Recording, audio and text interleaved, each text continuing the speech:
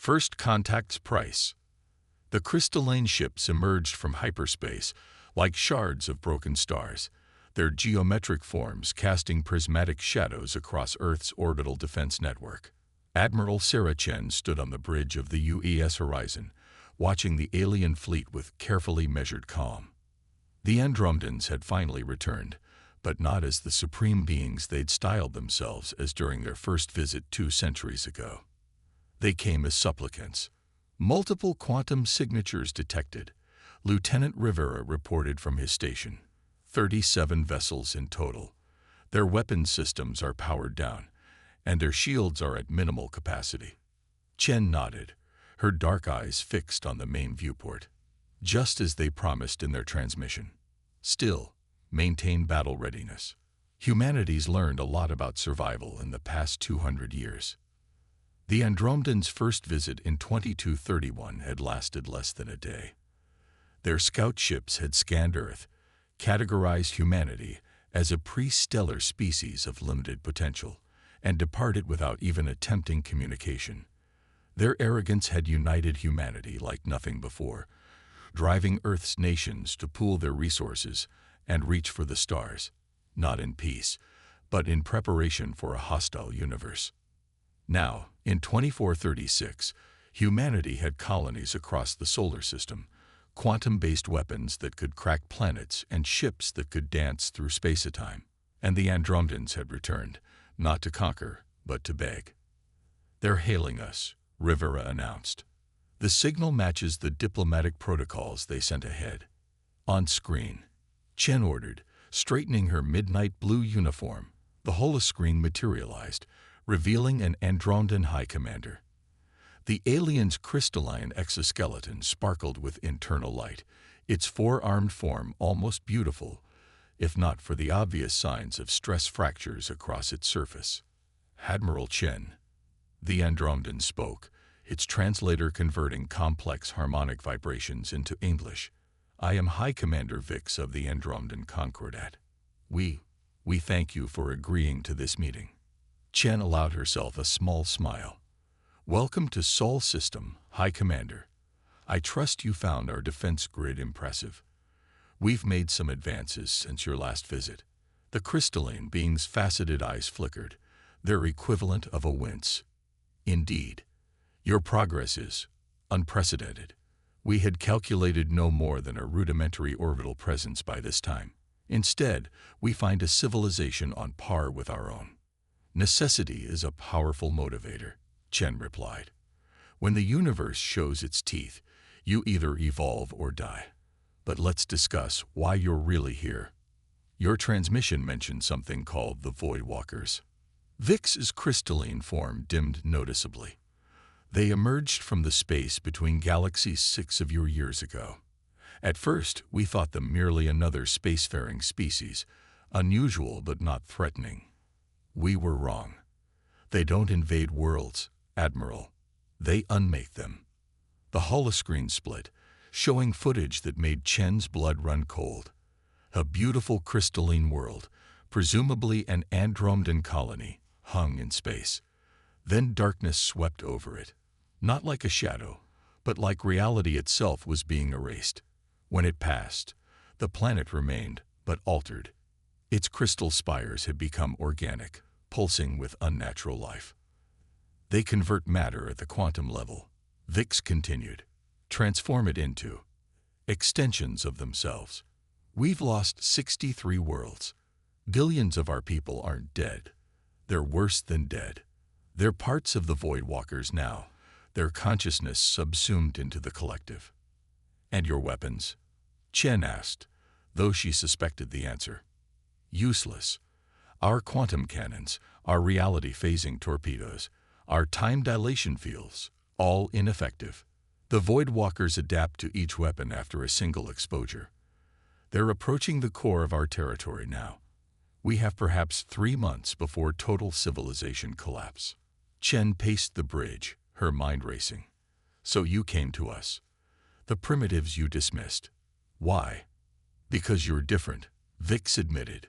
"We've been monitoring your development, especially after we detected your first quantum weapons test.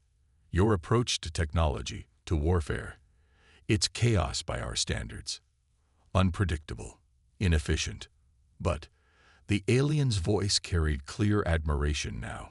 But effective. We saw your ships during the Perseus incident last year. No Andromedan commander would have thought to use quantum torpedoes to create a temporary pocket universe as a trap. It was brilliant, insane, and exactly the kind of thinking we need. The Perseus incident is classified, Chen said sharply. You've been spying on us. Yes, Vix admitted without shame. We had to know if you could help us, if you were advanced enough, if you would help us despite our past mistakes. Chen stopped pacing and faced the screen. You mean despite your arrogance, your dismissal of humanity as primitive? You're lucky, High Commander. Lucky that humanity's greatest strength isn't our technology or our weapons. It's our capacity for growth, for change. She paused, letting her words sink in. And our ability to rise above past grievances when something bigger threatens us all. The bridge fell silent as Vix processed her words. The alien's crystalline form brightened slightly. Hope, Chen realized. Then you'll help us. I'm authorized to begin preliminary discussions, Chen replied. But understand this, we're not the same species you encountered 2 centuries ago. If we do this, it will be as equals, and you might not like all of our methods. Whatever it takes, Vix said. The Voidwalkers must be stopped. Chen nodded to her communications officer. Send the coordinates for Ganymede Station. We'll begin strategic discussions there. She turned back to Vix. Fair warning, High Commander, humanity's solutions tend to be unconventional. We evolved on a death world, survived countless near extinctions, and clawed our way to the stars. We don't think like your people do. After seeing what conventional methods achieve against the Voidwalkers, Vix replied, unconventional is exactly what we need. As the transmission ended, Chen stared out at the crystalline fleet. Humanity's first real alliance with an alien species would begin not with handshakes or celebrations, but with desperate planning against an impossible enemy. She smiled grimly. After all, impossible odds were humanity's specialty. Lieutenant Rivera, she called out. Contact Earth Command. Tell them to activate Project Prometheus. If we're going to fight beings that unmake reality. She watched the stars beyond the viewport, each one a potential battleground. We're going to need to break a few laws of physics. The human factor. Ganymede Station's Strategic Command Center hummed with activity as holographic displays filled the cavernous room with ghostly light. High Commander Vix's crystalline form reflected the projections, creating a kaleidoscope of tactical data across their exoskeleton. They watched with growing confusion as Admiral Chen's team presented humanity's military doctrine. You deliberately build vulnerabilities into your ships, Vex asked, their translator struggling to convey their incredulity. Colonel Maya Patil smiled, her weathered face illuminated by the tactical displays. Not vulnerabilities. Options. She gestured to the hologram of a UES destroyer. See these structural weak points. When hit with precisely calculated force, they don't just damage the ship. They allow us to convert the kinetic energy into weapon power. You weaponize your own damage. The Andromedan's second-in-command, strategic advisor Krell, vibrated with disbelief. That's madness. That's humanity, Dr. James Chen corrected, stepping forward. The quantum physicist and Admiral Chen's younger brother pulled up another display. We learned long ago that perfect defense is impossible, so we embrace controlled chaos. Every weakness becomes a potential strength. The display showed footage from humanity's early space battles, conflicts with pirates and raiders that had tested Earth's defenses. The Andromedans watched as human ships deliberately took hits, used the energy to power devastating counterattacks, and employed tactics that seemed to defy basic military logic. But the Voidwalkers aren't pirates, Vex protested. They unmake reality itself. They Transform matter at the quantum level, Dr. Chen interrupted. Yes, and that's exactly why your conventional weapons fail. He expanded the display, showing complex quantum equations. You try to fight them within the rules of physics. We intend to break them. Admiral Chen stepped forward, her presence commanding attention. Show them Project Prometheus, James. The physicist nodded and activated a secure holofeed. The image that appeared made the Andromedans step back in alarm. It showed what appeared to be a tear in space itself, but contained within a massive testing chamber. What you're seeing is a controlled reality fracture, Dr. Chen explained. The Voidwalkers convert matter by rewriting quantum states, but what happens if the quantum states they're trying to rewrite don't exist? Impossible, Krell declared. Everything exists in quantum states. It's fundamental to reality. In this reality, Colonel Patel countered. But what if we could temporarily shift matter into a state of quantum uncertainty? Create a space where normal physics don't apply. Understanding dawned in Vix's crystalline eyes. The Perseus incident, your pocket universe tactic. That was just the prototype, Admiral Chen said. Project Prometheus takes it further. We've developed weapons that don't just damage our enemies. They temporarily remove them from normal space-time, places them in a state of quantum flux where their matter conversion abilities become their greatest weakness. She brought up another display, this one showing test results. When they try to convert matter that exists in quantum uncertainty, it creates a feedback loop. They can't convert what isn't technically real at that moment. And you can control this? Vix asked, their voice carrying equal parts hope and horror. Define control, Dr. Chen said with a slight smile. We can initiate and contain the effect. Direct it. The chaos within that effect. That's the point. The Voidwalkers adapt to patterns, to predictable attacks. So we give them chaos. Colonel Patel took over, showing battle simulations. We've developed an entire strategic doctrine around this concept. Ships equipped with reality fracture generators, quantum uncertainty torpedoes, weapons that don't just damage the enemy but temporarily rewrite the rules they operate under. This is beyond dangerous, Krell protested. You're talking about weaponizing uncertainty itself.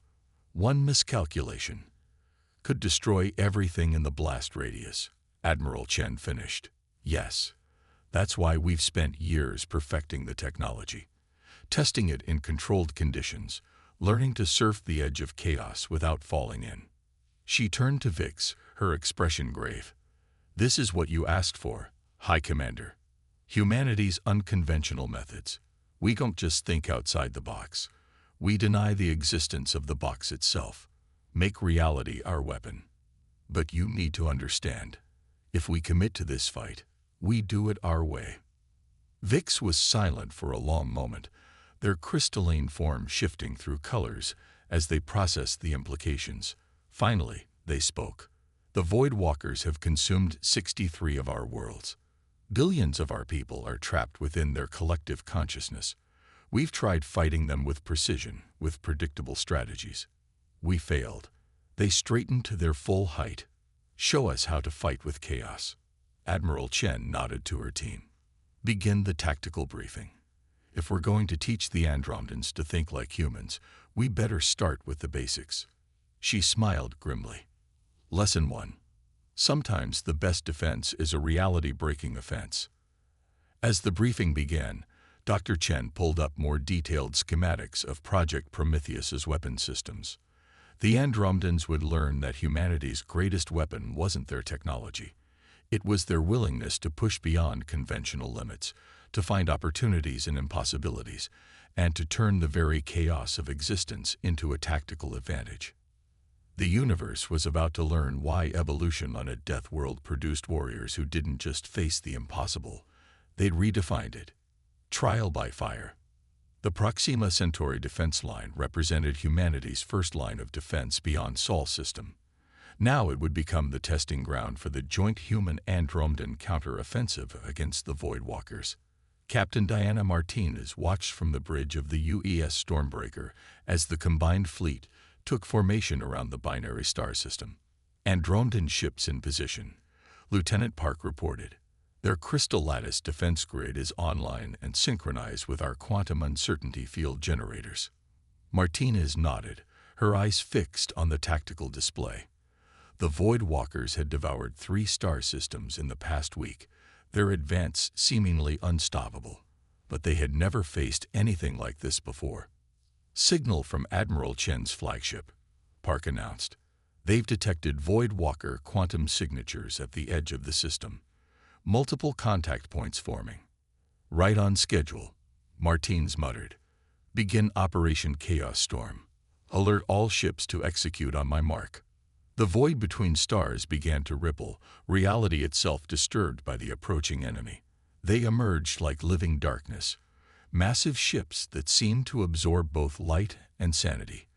Where normal space ended, they began, a violation of physics given form. By the first light, High Commander Vix transmitted from their command ship. There are more than we anticipated, at least 30 world ships. Numbers don't matter, Martinez replied, her voice steady. Not with what we're about to do. All ships, execute primary attack pattern. Remember your training. Chaos is our ally today. The human fleet broke formation in what appeared to be random directions, their movements making no tactical sense to conventional military doctrine. The Andromedan ships held their precise crystal lattice formation, creating the perfect bait. The Void Walkers took it. Their world ships surged forward, matter conversion beams reaching out to transform the Andromedan crystal ships into extensions of their hive mind. But at the last possible moment, the human fleet struck. Now, Martinez ordered, activate Project Prometheus. Reality fracture generators powered up across the human fleet. The space around the Andromedan ships suddenly ceased to follow normal physics. When the Void Walkers' conversion beams struck, they found nothing solid to transform, only quantum uncertainty given form. The feedback was devastating. 3 Void Walker world ships imploded as their matter conversion technology tried to process the unprocessable. The others reeled back, their hive mind struggling to adapt to an attack that defied adaptation. Second wave, execute, Martinez called out. The remainder of the human fleet emerged from hiding spots throughout the system, inside the coronas of the binary stars, within artificial quantum pockets, places where no sane military commander would position ships. Quantum uncertainty torpedoes streaked across space, their warheads containing packets of artificially generated chaos. Where they struck, Void Walker ships found their matter conversion abilities turned against them. Unable to properly process the quantum state of their targets, they began to break down. Incredible, Vix transmitted. Their adaptation protocols are failing. They cannot adjust to weapons that operate outside normal physics. That's humanity's gift to the galaxy, Martinez replied, allowing herself a grim smile. We don't just think outside the box. We deny the existence of boxes altogether. But the Void Walkers weren't finished. Their remaining world ships began to merge, combining into something massive and terrible.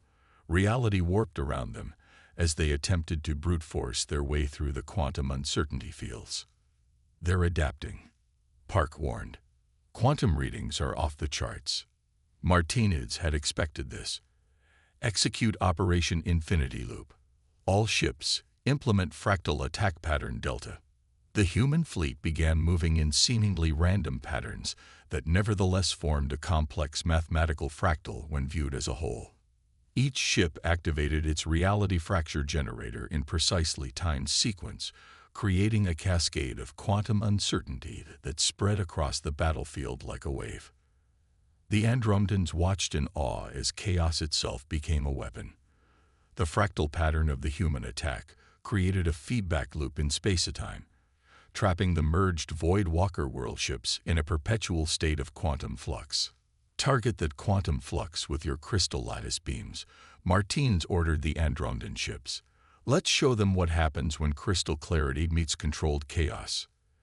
The Andromedan fleet fired in perfect synchronization, their crystal energy beams striking the quantum flux field. The interaction was spectacular and devastating. The trapped Void Walker worldships began to break apart, their matter-convergent technology unable to cope with being stuck between states of reality. Multiple Void Walker signatures destabilizing, Park reported, excitement creeping into his professional tone. They're retreating. The remaining Void Walker ships fled, leaving behind the wreckage of their worldships, the first major defeat they had suffered since emerging from intergalactic space. "Victory is ours," VIX transmitted, their crystalline form glowing with triumph. "We have proven that they can be beaten." But Martinez's expression remained serious. "This was just the first battle, High Commander. They'll analyze what happened here, try to adapt. Next time will be harder. Then we will become even more unpredictable," VIX replied. And Martinez was surprised to hear something like enthusiasm in the alien's translated voice. Perhaps we can learn to embrace chaos as you do." "That's the spirit," Martinez said, allowing herself to relax slightly. "Because if we're going to win this war, we'll need to get a lot crazier than this. The Void Walkers think they've seen chaos. Wait until they experience humanity at full creativity." As the combined fleet regrouped, Martinez studied the battlefield. They had won today by breaking the rules of reality itself. But the real question remained: how would the Void Walkers respond? And what impossible tactics would humanity need to devise next? She smiled. Finding out would be interesting, to say the least. Breaking point. Earth's orbital defense grid lit up with warnings as the quantum sensors detected massive disturbances in space-time. The Void Walkers had adapted faster than anyone expected, and their counterattack was unlike anything humanity or the Andromedans had seen before. Admiral Sarah Chen stood in Earth Command's Central Operations Chamber, watching as red alert indicators spread across the holographic display of human space. The enemy wasn't just attacking, they were rewriting the laws of physics in entire sectors. "Status report," she demanded, her voice tight with controlled tension. Dr. James Chen, his usual academic calm shattered, rushed to update the tactical display. "They've learned to create their own quantum uncertainty fields. They're turning our weapons against us, Admiral. Proxima Centauri has gone dark. The colony on Ta Ceti is no longer in our universe." High Commander VIX's hologram flickered beside them, the crystalline alien's form showing stress fractures. 3 more of our core worlds have fallen. But this is different from before. They're not just converting matter. They're creating tears in reality itself. They studied our tactics at the Battle of Proxima, Colonel Patel said grimly. Now they're improvising on them. Learning. Evolving. The chamber shook as another quantum shockwave rippled through local space. Outside the armored windows, the sky above Earth flickered with unnatural colors as reality itself struggled to maintain coherence. "Project Prometheus?" Chen asked, though she already suspected the answer. "Our reality fracture generators are useless now," her brother replied. "The Void Walkers have learned to surf the quantum uncertainty just like we do. Maybe better. They're a collective consciousness. They can coordinate their chaos in ways we can't match. The Concordat's crystal lattice network is failing," VIX reported, their voice carrying the weight of billions of lives. "Our remaining worlds are being isolated, cut off from each other by zones of altered physics. We cannot maintain coordination." Admiral Chen watched as another sector went dark on the tactical display. The combined fleet had bloodied the Void Walker's nose at Proxima Centauri, but now they were paying the price. The enemy had taken their greatest innovation, their weaponization of chaos and uncertainty, and turned it into something even more terrifying. "Admiral," Lieutenant Rivera called out, his voice shaking. "Long-range sensors detect multiple Void Walker worldships on approach to Sol system. Their quantum signatures they're like nothing we've ever seen." Chen closed her eyes for a moment, letting the weight of command settle over her. When she opened them, there was steel in her gaze. "Dr. Chen, what's the status of Project Lazarus?" James looked up sharply. Sarah, it's not ready. The quantum entanglement drive is still theoretical. We haven't even finished the preliminary safety protocols. The enemy is at our doorstep, using our own tactics against us. Chen cut him off. We're out of time for safety protocols. Colonel Patel, begin evacuation procedures for all non-essential personnel. High Commander Vix, gather whatever ships you can still coordinate and fall back to Earth. We're going to try something monumentally stupid. What are you planning? Vix asked, their crystalline form shifting colors in anxiety. The Voidwalkers learned to weaponize our chaos, Chen replied. So we're going to show them what happens when humans are truly backed into a corner. Dr. Chen, upload everything we have on Project Lazarus to the secure servers. Colonel, I want every quantum physicist and theoretical mathematician we have looking at that data. We have hours, maybe minutes, to turn an untested theory into a weapon. The chamber erupted into frantic activity as orders were relayed and personnel rushed to their stations. Chen turned to the tactical display, studying the approaching Voidwalker signatures.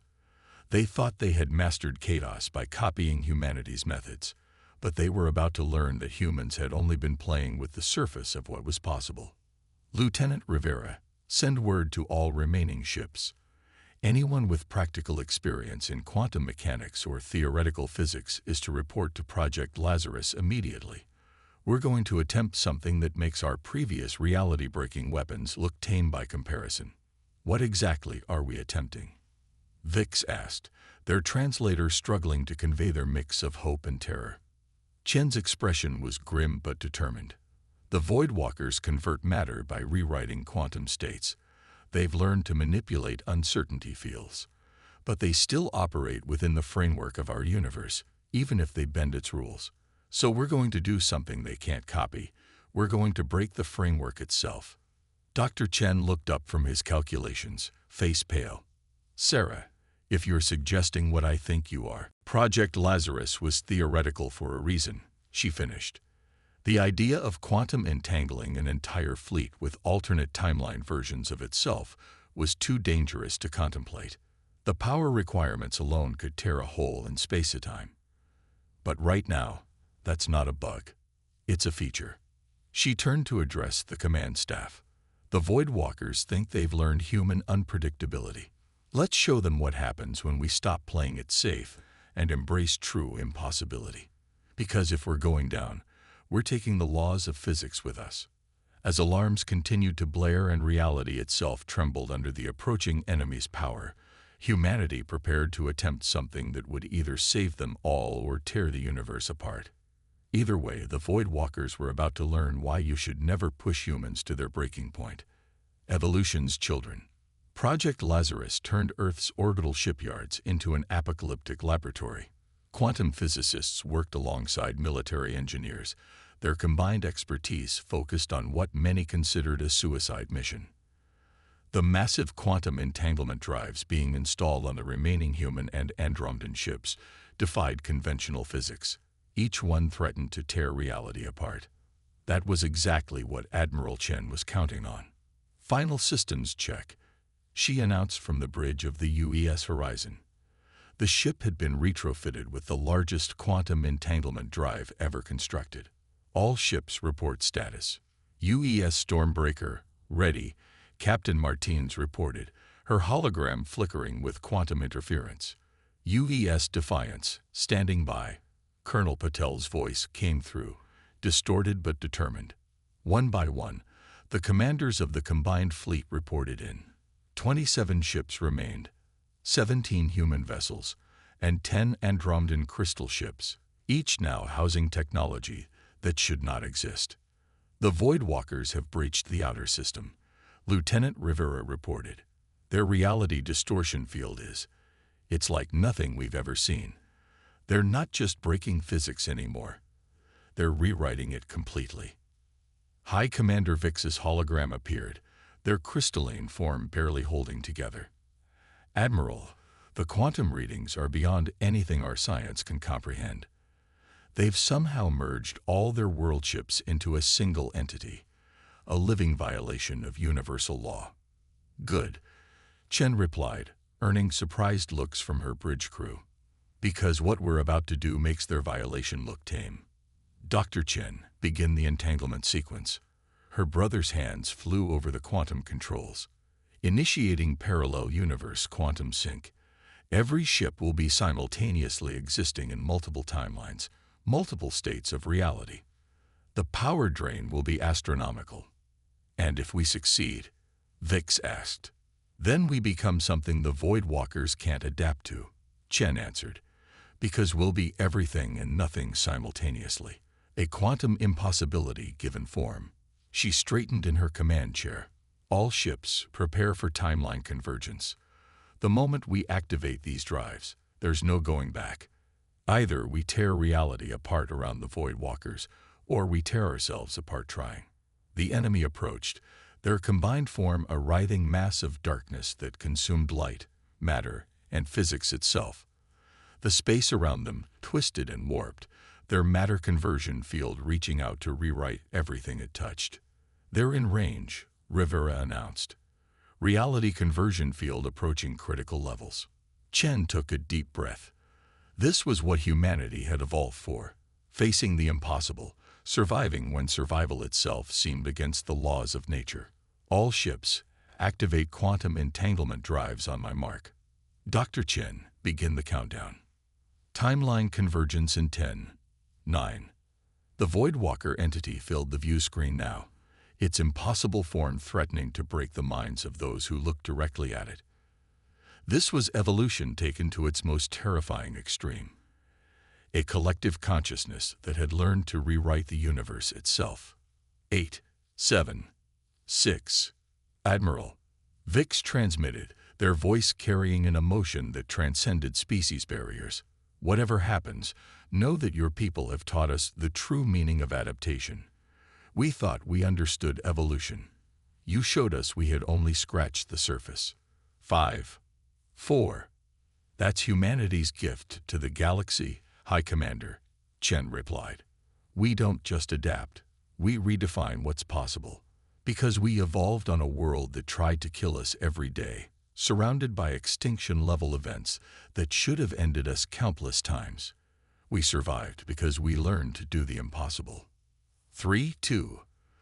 The Void Walker entity unleashed its reality conversion beam, a wave of fundamental change that would transform everything it touched into extensions of its consciousness. 1. All ships, activate quantum entanglement drives now, Chen ordered. 27 quantum entanglement drives activated simultaneously. 27 ships existed in multiple timelines at once, their very existence a violation of everything the universe held true. The power drain created a cascading failure in space-time itself. Reality shattered. The Void Walker entity found itself trying to convert matter that existed in all possible states simultaneously. Its consciousness, vast as it was, couldn't process the quantum paradox before it. Ships that were both there and not there, existing in multiple timelines, multiple states of reality. It was too much even for their evolved form. It's working. Dr. Chen shouted over the sound of reality itself screaming in protest. The quantum feedback is creating a cascade effect in their consciousness network. They can't adapt to something that breaks causality itself. The entity began to break apart, its unified form splitting as it tried to process the unprocessable. The matter conversion field collapsed in on itself, creating a chain reaction that spread through their entire collective consciousness. All ships, maintain quantum convergence, Chen ordered. Push through the pain. We evolved to do the impossible. Now prove it. Human and Andromedan crews fought through the agony of existing in multiple states at once, their determination matching the desperate nature of their gambit. The Void Walker entity continued to fracture, its consciousness network overloading as it tried to adapt to something that defied adaptation itself. And then, with a reality-bending flash, it was over. Where the Void Walker entity had been, there was now only empty space. Their collective consciousness had been torn apart by trying to process a quantum impossibility. They had evolved to rewrite physics. Humanity had evolved to break it completely. Status report, Chen managed. fighting through the disorientation of timeline convergence. The Voidwalker entity is gone, Rivera reported in disbelief. Their entire consciousness network has collapsed. The surviving fragments are. They're retreating to intergalactic space. All ships, power down quantum entanglement drives, Chen ordered. Before we tear ourselves apart too. As reality reasserted itself and the fleet returned to normal space, Vix transmitted one final message. You truly are evolution's children, the Andromedan said with something approaching awe. Not because you are the strongest or the most advanced, but because you never accepted the impossible as a limit. Chen looked out at the stars, stable now, existing in only one state of reality. Humanity had survived, not through superior technology or overwhelming force, but by being what they had always been, creatures who evolved to face the impossible and redefine it. That's the lesson the Voidwalkers learned too late, she replied. When you push humans to the edge of extinction, we don't just evolve to survive. We evolve to transcend the very rules that threatened us. Because that's what children of Earth do. We take the impossible, and we make it our own. The combined fleet turned toward home, leaving behind a section of space where reality itself had been rewritten. They had won not just through strength or technology, but through the one thing that made humanity unique in the galaxy, their ability to look at the impossible and say, "Watch us."